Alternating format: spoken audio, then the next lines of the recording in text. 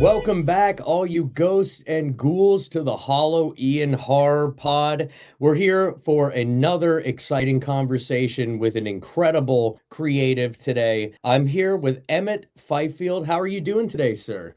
I'm doing well. Got just had an espresso about this tall, so just in preparation for this interview. So I'm rearing to go.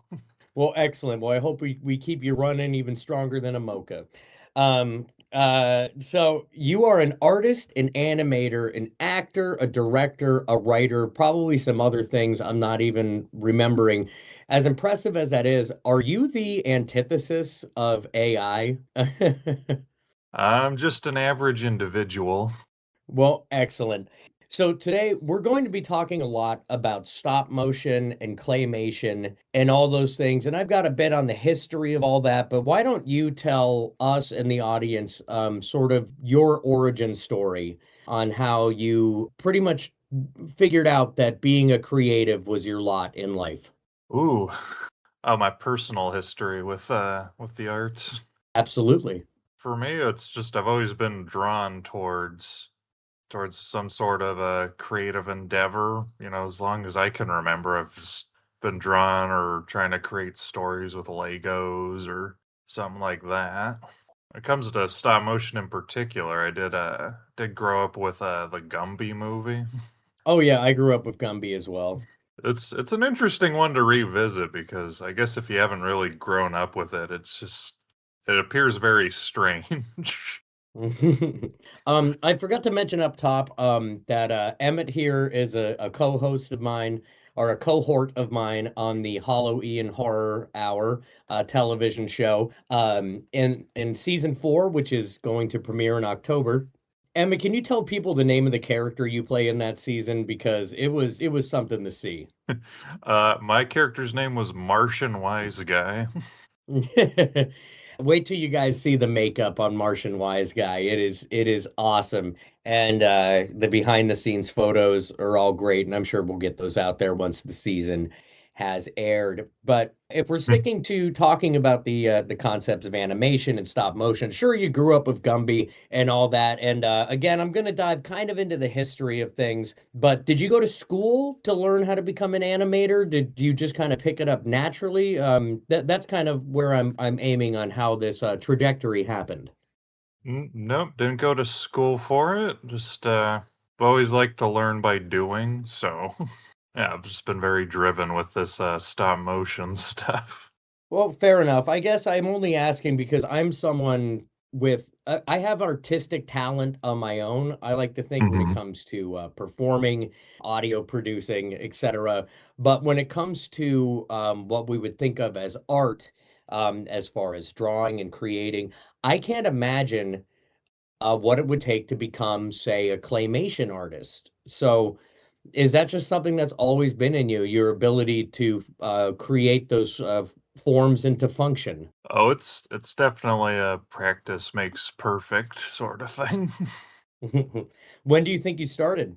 I want to say like the first thing I made was I believe I was 10 or 11, and it was like I don't even know like what sort of clay you were supposed to use for this, but I just knew I wanted to do it. I think it was like I had like a solid clay Mario like in front of like colored penciled backgrounds. No, that's really cool. Yeah, I also really wanted to do claymation as a kid because I loved claymation. I also grew up with Gumby, and I loved, stop motion, and there were all kinds of programs back in the late '80s, early '90s that were related to both of those mediums of art form. But because I Mhm. was so intrinsically untalented at physically creating visual art, I just couldn't do anything with it. I'd have the tools, I'd have the Play-Doh or the clay or whatever you could use, and I can't do it. It's just like now I know what a human being looks like, but if you hand me a piece of paper, I couldn't draw you one that looks good. I just don't have that inherent talent, so I find that very impressive for you. So, what would you want to join me Thank for a little bit on a history of from what I've learned on the stop motion, and maybe jump in with a few points of your own if anything comes up? Yeah, sounds like fun. Okay, so the earliest thing I found pretty much is it starts with the zoetrope, and this is kind of just animation in general. Are you familiar at all with the zoetrope from 1833? Yep. So how would you describe the zoetrope? It's the Victorians basically figured out the principles of a film camera long before motion cameras were invented. The zoetrope itself was like a cylinder of various sizes to fit the amount of images you wanted inside of it. And it would rotate essentially on an axis, and you could spin it around. And inside of that cylinder were a bunch of vertical open slides where you would place a still image. At the time, of course, usually hand drawn.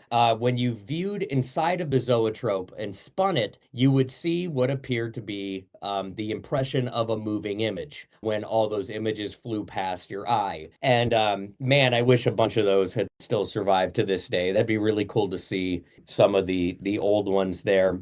There's been a bunch of variations on this for different kinds of toys and stuff. I mean, there were even toys in the 90s that kind of use this, where, you'd put something in and spin it around and it would move, and we all do it with flip books. It's pretty much the same idea. But the history of this use of this stuff in film, have you heard of Humpty Dumpty's Circus? Yes. And that Yes. Humpty Dumpty looks terrifying. See, now I haven't seen too much of the Humpty Dumpty itself because almost nothing survives of this film. Do you have anything to say about the early, late 1800s, early 1900s history of stop motion, claymation, etc.? The stuff that has survived is quite interesting to see because they were just kind of moving around toys of the day, and so Yeah. some of it actually looks like quite impressive for what they were working with.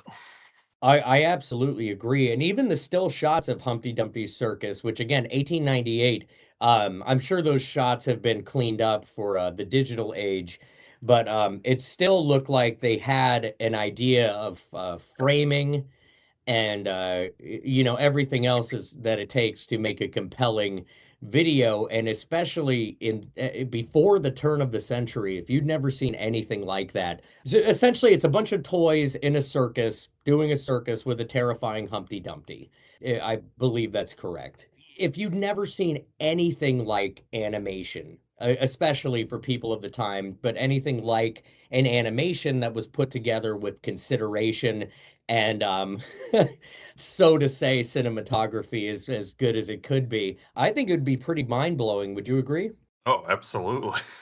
I mean, there was the whole story about the early film audience who thought a train was gonna run them over because of it was like the first film they ever saw. Yeah, I can't remember the name of that film, but yes, that's a famous incident, I guess you could call it, is where there was a movie where it ended with the train coming right at the screen, and a lot of people got freaked out because they thought the cameraman was about to die or that they were about to die or whatever. Just that primal instinct of a train is coming at me kicked in when they saw that on film. And isn't that just the beautiful power of cinema? Exactly. I wonder how many people back then thought that toys actually had come to life before them. I hadn't thought about that. It kind of reminds me of when people thought the world was actually being invaded by aliens because of Orwell there.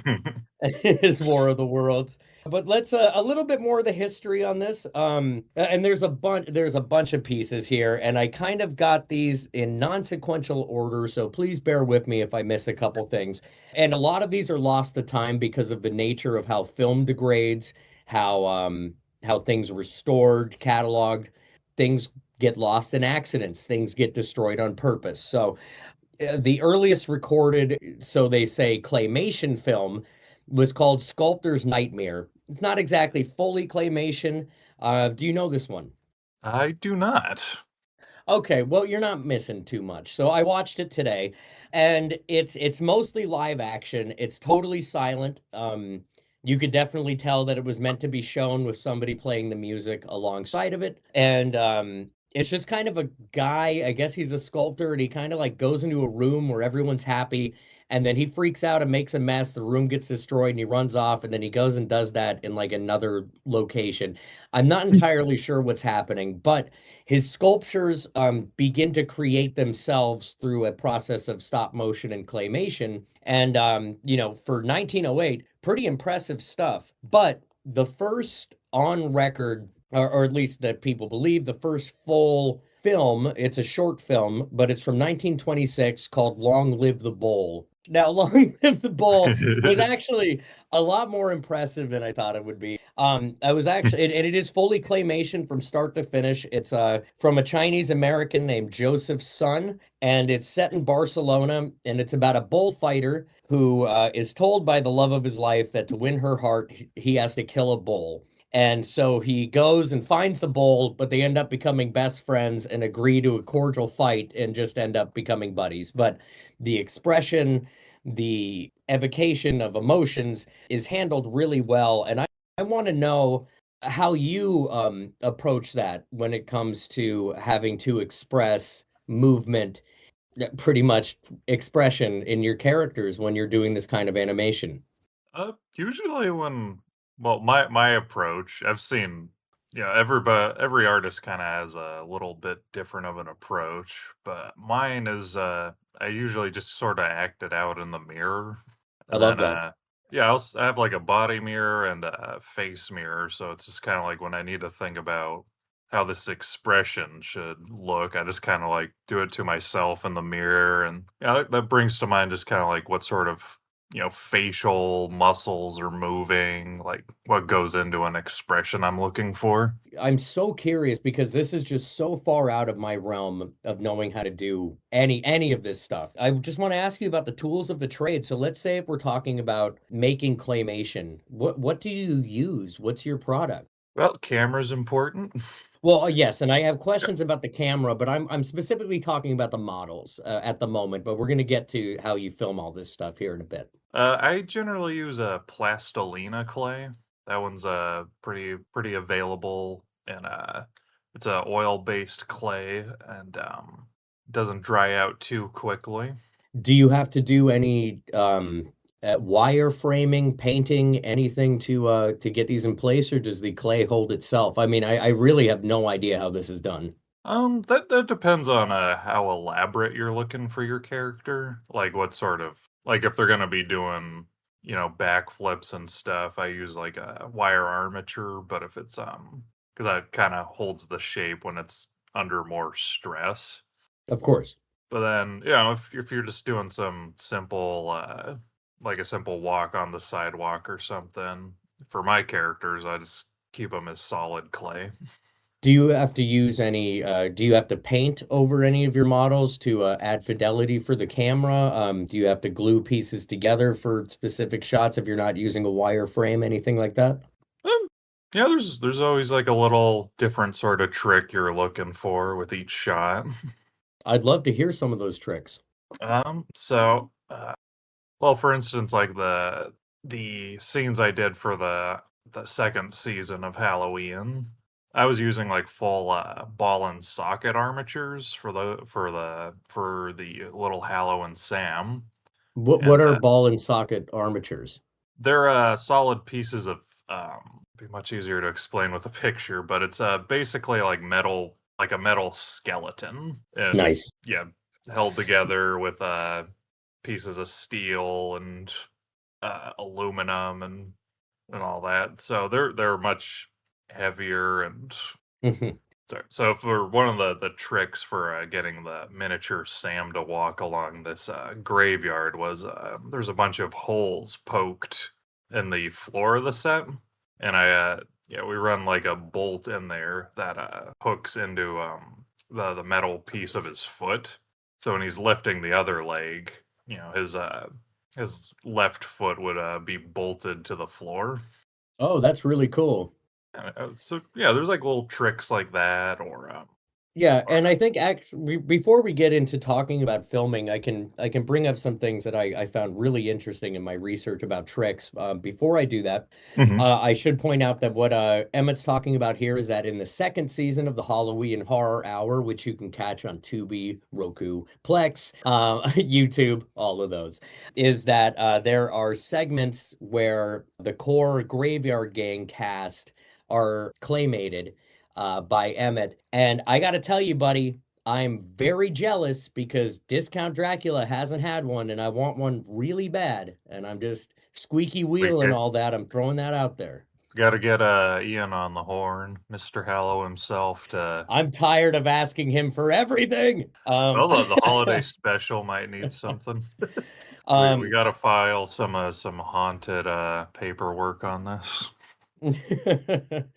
So when we're talking about methods of filming and everything, one of the pieces of history in my exploration of this form of animation that really stood out to me was the time of Harryhausen, which I'm sure has to be a familiar name to you. Absolutely, he's my hero. Yep, yep. I had a feeling, and I was excited to bring him up. So, before I get into some of his work, can you please just talk about him and what he did and what he accomplished there, and why he's such an influence for you? Ooh boy, Ray Just go with your gut. Harryhausen lived from 1920 to 2013. Was a childhood best friends and well lifelong friends with Ray Bradbury, famous sci-fi author. And yeah, he did a lot of strides. He was an innovator in combining live action with animation in very interesting ways, and worked on films like The Beast from 20,000 Fathoms, 50 Million Miles to Earth, Jason and the Argonauts, the old Sinbad movies, and uh, for one that kind of broke the dam for me was watching a scene from his version of Mysterious Island, which I believe is from 1960, 61, around there. There's a one of the first like major scenes in it is a fight between several of these castaways and a giant crab, which was him animating like an actual crab shell. And Yeah, yeah, it's I really just remember impressive. the I just remember that scene just striking me so hard because I was like, wait, this is before computers. How did he do this? Yeah, and I found myself struck today, well, or in the last couple days while researching this stuff. And you watch those old movies when you're younger and don't have an appreciation on how to make films, and you just think like, "Oh, that looks so corny." And you see the dinosaurs or the skeleton guys, jerking around and doing their stop motion thing, and fighting with a guy. But now that I know how, kind of how movies are made and how this all works, the fact that they could have like a full man in live action have a sword fight with like four stop motion skeletons that are his size and it looks completely natural in post is just incredibly impressive to me. And so he pioneered something that would be known as dynamation. Have you heard that term?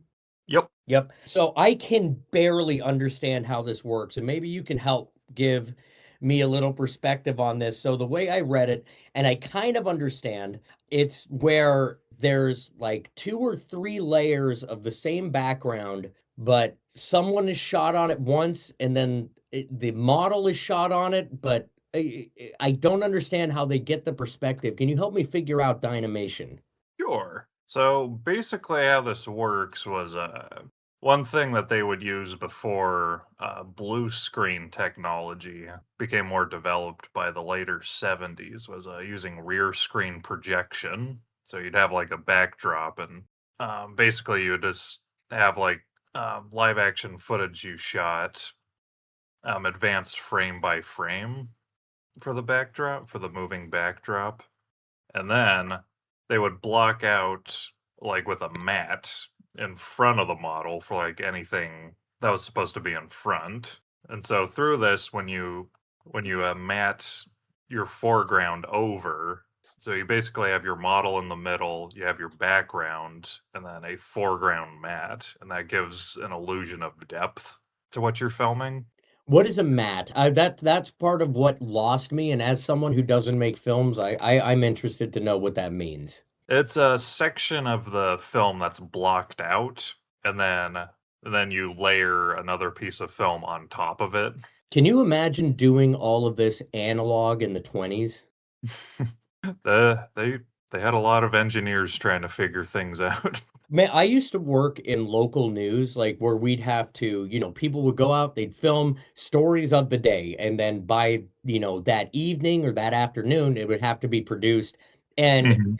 I mean, I think like no wonder the stereotype that everyone who worked in news was an alcoholic chain smoker, because the idea of having to take that physical reel that you just shot on those cameras of the time and then running back to the office and having to physically analog cut them together for a real presentation that's live that afternoon. That sounds like the most stressful thing in my life. Sorry, it reminded me of that. So it's impressive what they were able to figure out, is pretty much what I'm getting to. Cigarette burns were a little more literal back then. Oh, yes, yes. Yeah, no, absolutely. Since we're talking about some of these techniques, I did want to bring up last night, me and my partner, Rainey, we watched the most recent Wallace and Gromit, the Oscar nominated one, The Vengeance Vengeance of Most Foul. Yeah, And I love that one. it was very impressive. And there's a lot of things, and I'm not just here to do a Wallace and Gromit appreciation post, but there's a number of things here I want to bring up. First of which is a shameless self-promotion, because recently on this podcast, a couple episodes back, we did a huge deep dive on the entire history of Cape Fear. And immediately, Vengeance Most Foul opens with a shot from Cape Fear and ends with a Cape Fear reference. So the entire movie is pretty much wrapped in a Cape Fear reference, and that made me so excited. So I Oh, just had to throw that out there. I did not make that connection. Yes, it opens with the penguin, who's the villain, doing the Pull pull-ups up. with the shot from behind, which is how it opens with the Robert De Niro 91 Cape Fear. And it even has the same Oh, you're musical right. sting. Yep, it even has the same musical sting with the and then it ends Classic on a Bernard Herrmann. yeah, exactly. Exactly. It is. Well done. And Who, who, by the way, I just gotta interject, yeah, Bernard please. Herrmann did the music for all the Harryhausen Sinbad movies. Are you kidding me? Nope. Okay, guys, the circle has been met. That's incredible.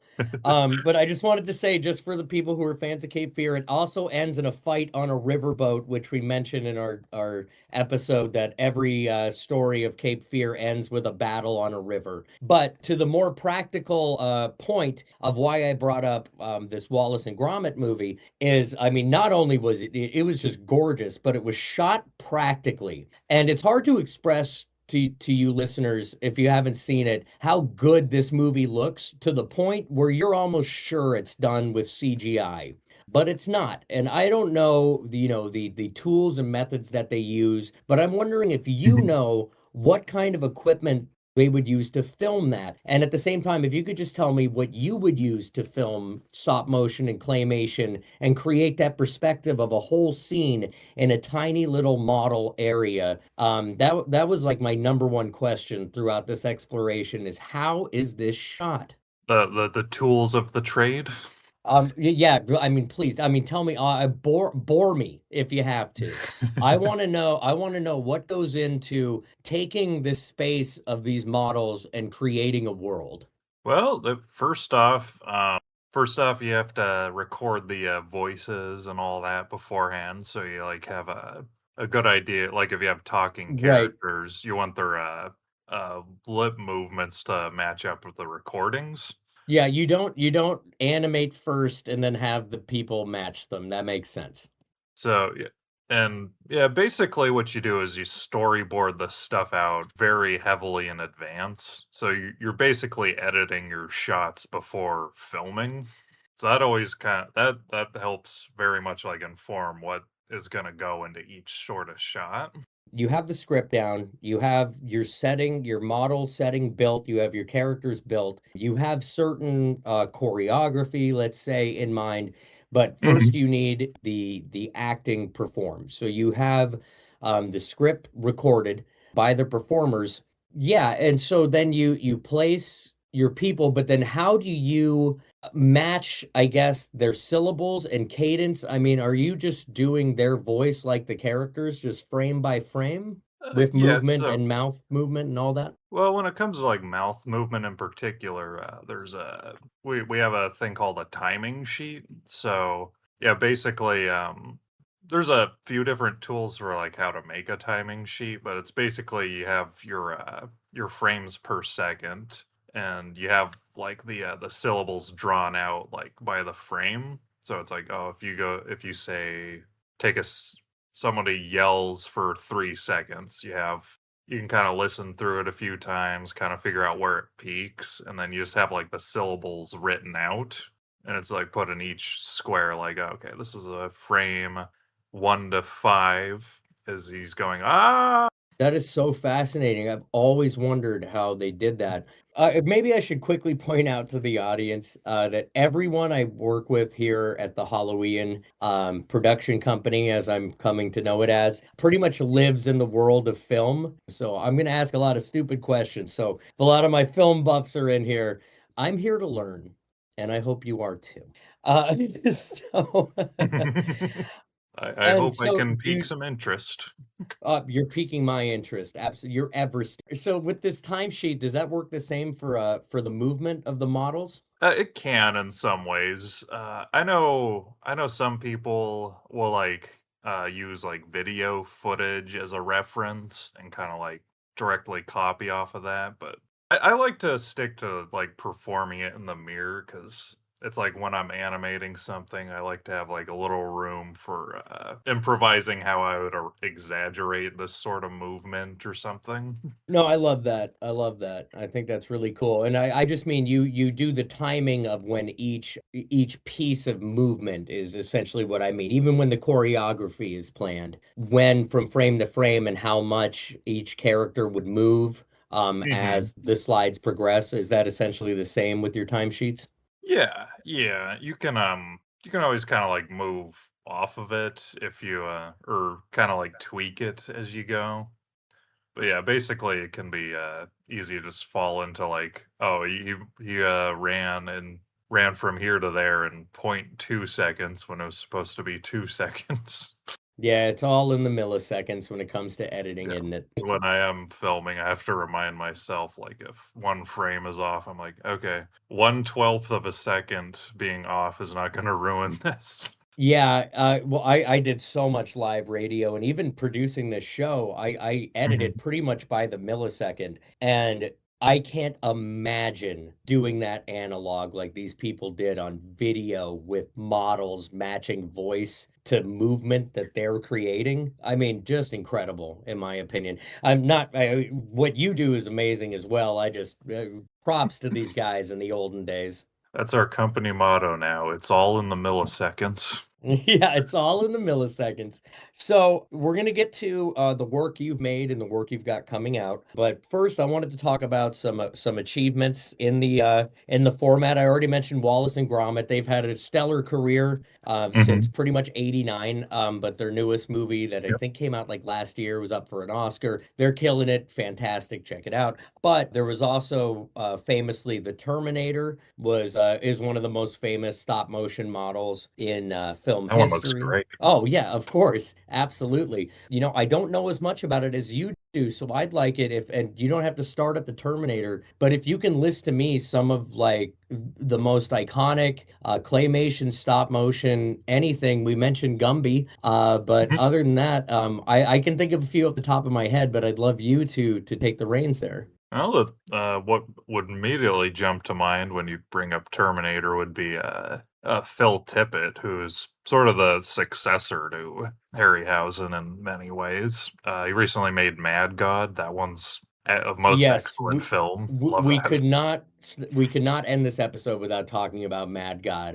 That is, I was going to say, like, if someone asked me like right now the best most modern stop motion film I could check out, I would probably say Mad God.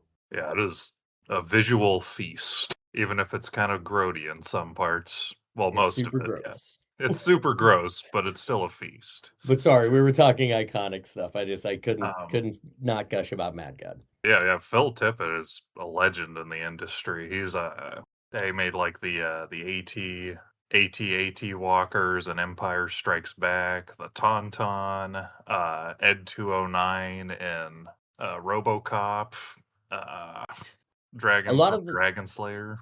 That's really cool. A lot of the technique or a lot of the films that you just mentioned utilize a lot of the techniques that we've discussed already. Yeah, Yeah, they took what Harryhausen did and they advanced it further.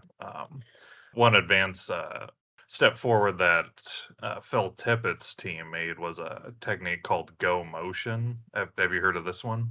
no, I haven't. Please tell me about it. Yeah, one thing that tends to give away stop motion in the old days was how, when objects are photographed moving, there's supposed to be some motion blur with the shutter frame, but in Harryhausen's day in that, it was, each one is this perfectly in focus. So one thing they did for stuff like the That's a really good Tauntaun. point. Yeah, so yeah, one thing they developed for the Tauntaun sequence in Empire Strikes Back was the go motion, which is a basically they have like computer controlled wires going into the puppet that sync with the camera shutter. So it's like as soon as the photograph is taken, it'll move the model slightly as the shutter closes, so you get like a little motion blur. Wow. I had no idea because I'd heard that these techniques that I'd mentioned at the time where I said when I was younger, I thought, oh, that looks so corny. It's probably because of that effect that you mentioned that each still frame that's moving by was perfectly in focus. And I hadn't thought of that. And that the people that created that went on to inspire what we see in The Empire Strikes Back and Terminator and so forth, as we said. So thank you for that insight. I had no idea. Yeah, it's interesting how there's like those little things that it's like even if you don't know what's off, there's like something subconscious going that tells you this is fake. Yeah, and you know what? I actually prefer that to when it looks so real you can't tell, like in the world we live in today. But that's a whole other conversation. Right, right. Any others come to mind of great examples of stop motion leading up to I'm not saying Mad God's the pinnacle of pinnacles, but just saying leading up to what we have today with Mad God. Ooh, that's a good question. Oh, the dragon from Dragon Slayers. It's an effect I think still holds up all these years later. Yeah. That dragon Um, looks amazing. I personally need to see it. I'll take your advice, and I think everyone listening should too. You need to trust this man. He understands this stuff. He knows the It's good good. it is a Disney with an 80s PG, so Oh, I would be remiss if I didn't shout out one of my favorite films of the last few years, which is a claymation film called Memoir of a Snail, which I just absolutely loved. And it's not horror. So I'm the guy on this podcast who's not always going to recommend horror to the chagrin of those around me, but just a beautiful stop motion claymation film. It was up for Best Picture, Memoir of a Snail. Great stuff. Oh, really? Yeah. I still gotta see this one. You haven't seen it? Oh, you got it, man. It's so good. That's from Chris or Adam Elliott, I think. We can edit in his name here, I think his name is Shimmery Shabadoo. I have no idea. but But he also made a film from 2009 called Marion Mary and Max. Max. Yeah, I love that Marion Max. movie. Oh, excellent. Thank you. I can't believe I mentioned Memoir of a Snail without mentioning Marion Max. Okay, so yes, if we're not talking horror, we're just talking art and animation and the history of both of those are highly lauded pieces of the art form. So check them out if you're so interested. But let's talk about I'll your co-sign work. that. Yes. Now, that was all a buildup of making everybody else feel good so we could talk about your work. And I know what's coming up, but what have you done? Where did you start? What did you create? What are you about? Tell us about you, Emmett, Well, let's see. I'm just gonna go from 2020 onwards because as we all uh, should. uh, life very much got in the way for several years. Then I kind of have this that whole pandemic thing to thank for giving me time and space to like start doing stop motion again. So that was kind of like when I really started to look at it a different way. I You was like, spending oh, a lot of time at home? yeah. This is something that got away from me for a while, and having that time there, it's just kind of reignited why I love this stuff. So you were holed up for 2020, and then what Yep. happened?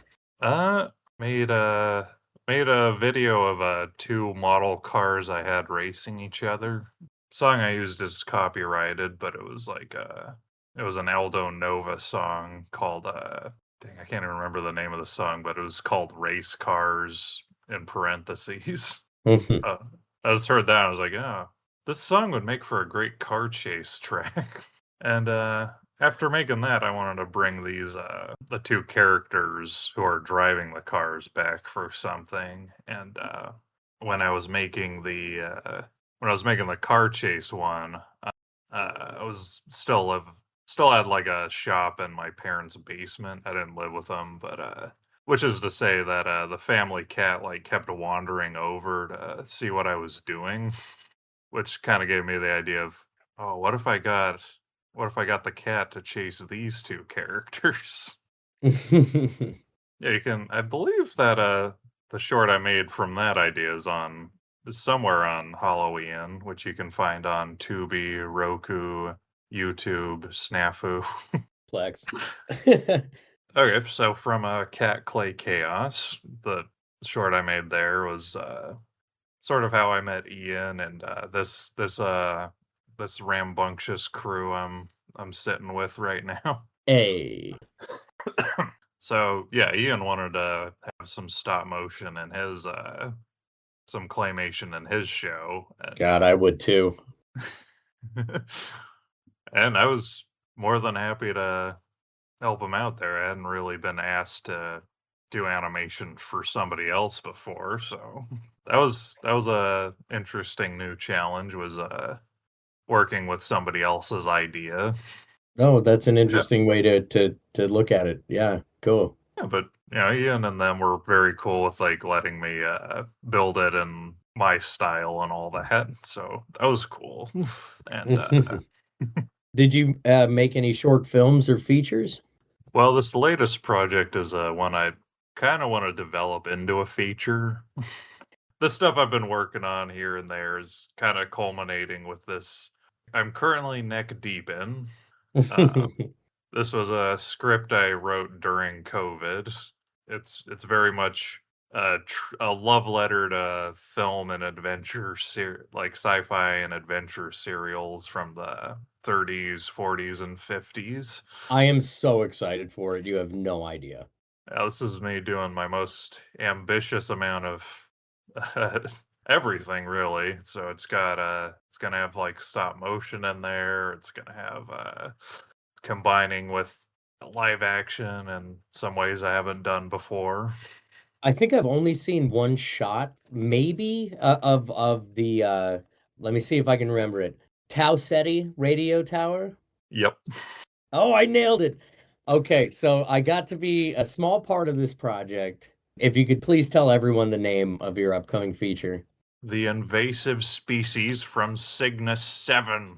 I think what you meant to say was the invasive species from Cygnus 7.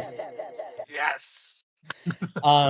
Yeah, so Uh, I George got to provided our trailer narration. and I got to do my favorite voice in the world, which is old-timey radio man.